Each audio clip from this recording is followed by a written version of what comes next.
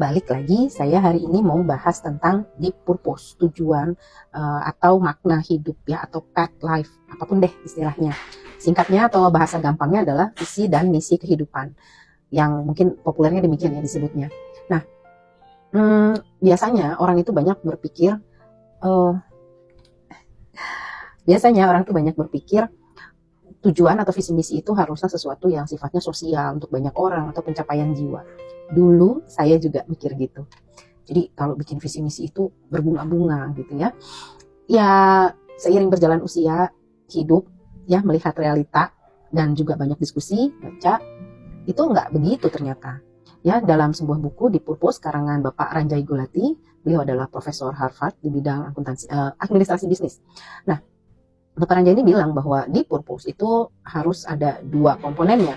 Yang pertama sisi komersial, yang satu sisi sosial. Nggak bisa hanya salah satu.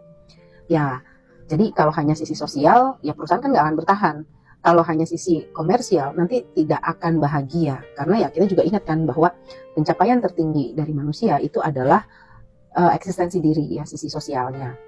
Lalu saya perhatikan ini juga nggak hanya terjadi di corporate, tapi di kehidupan manusia juga di keseharian kita. Visi misi kita, tujuan hidup kita juga harus mencakup dua hal, komersial dan sosial. Kalau enggak ya nggak akan bisa bertahan tuh. Karena bagaimanapun kan memang hidup butuh biaya gitu ya. Dan kita tidak bisa lepas dari sisi sosialnya. Nah, saya dulu juga itu kan berbunga-bunga mikirnya tuh kalau visi misi itu sifatnya sesuatu yang sosial, sesuatu yang pencapaian diri. Saya rasa itu karena bercampurnya ya konsep-konsep tentang agama, nilai-nilai tentang kehidupan sosial, mungkin juga banyak ya kita menemukan kata-kata bijaksana itu seperti mendiskreditkan gitu ya, atau merendahkan kalau kita punya visi misi itu ke materi. Jadi misalnya nih kalau di agama saya dibilang berdana yang tertinggi itu adalah dana dhamma, yang bawahnya itu dana ilmu, dana tenaga, paling rendah itu adalah dana materi.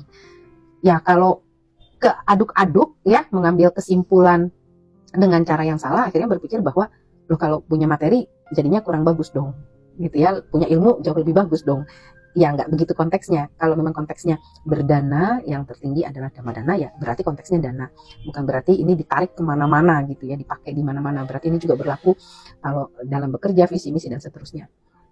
Nggak begitu gitu, karena saya sendiri, kita bisa pelajari ya bahwa dalam realita kehidupan ya kalau nggak ada materinya nggak akan bertahan gitu, nggak akan bertahan karena memang materi itu sepenting itu membuat kita tetap bertahan, bisa berkarya dan mendapatkan banyak kemudahan. Setuju?